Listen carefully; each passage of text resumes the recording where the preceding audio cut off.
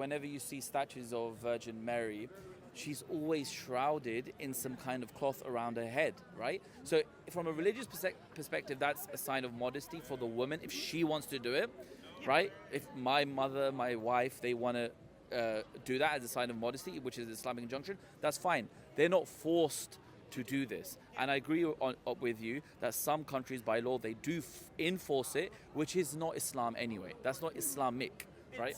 I mean, the U.S. enforces laws against women too Exactly.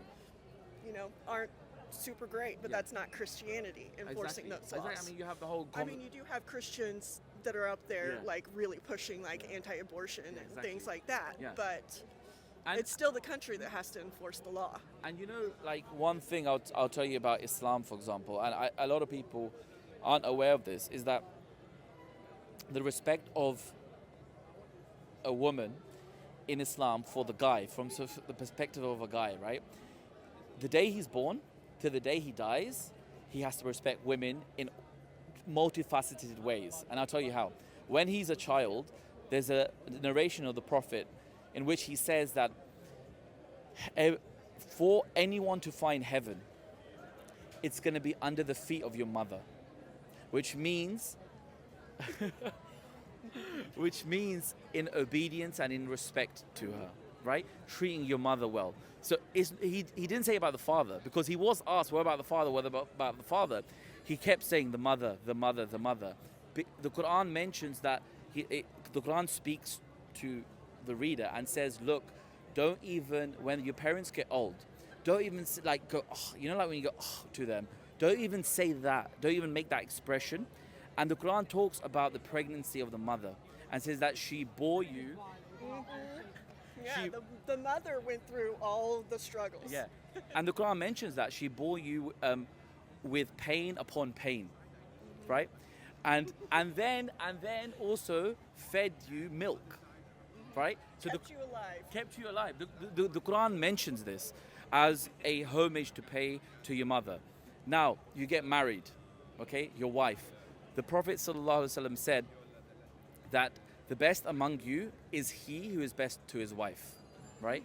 That's another teaching of Islam. The best among you is he who is best to his wife, right? And he gave his own example as well. He had multiple wives, and they all highly, highly loved him, adored him, respected him, and so he gave his example, right? Now, so you're married, you have to respect your wife. The best among you is he who respects his wife. Now you bear children.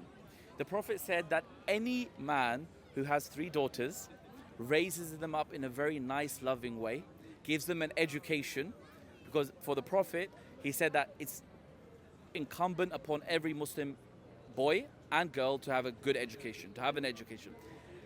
If a man does this and he raises his daughters in a really nice, loving way, gives them education, gives them everything that they need, creates a home which is loving and caring, he is promised heaven. So, do you see how from birth till death, as a Muslim man, you have to... what would you say to those teachings? I mean, have you heard of those, or...?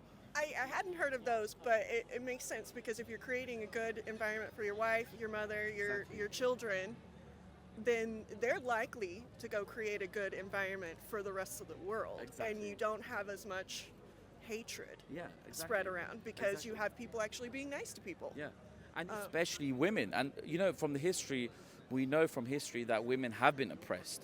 For example, I'll give you some stats of the UK. Women were only allowed to own property, right? This is in the late 1800s. The first...